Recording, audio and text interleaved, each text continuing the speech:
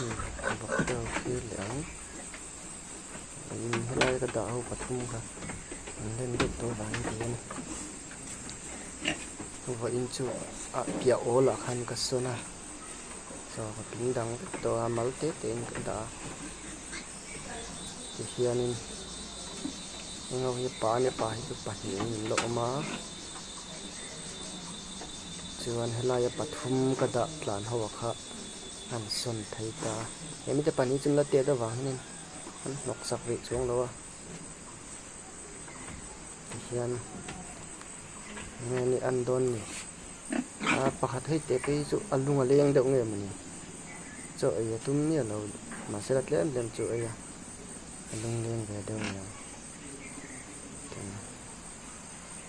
thì hiện chỗ bộ drawing cái là amalan chỗ cho pon ai lo ve deuh chung ka ria anin chu bon khan nei lo tura to lo wang khanin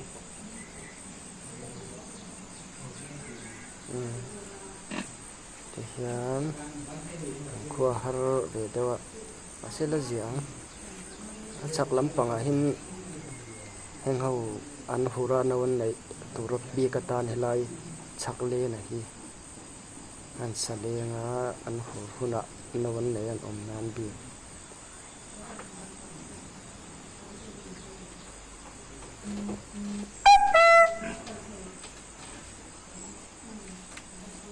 hian ol hi la duai simenin lai chu ka ti tonga nawon nei huna hian ni an don ye leilung hi che dewa simen hi ka hu phut dewa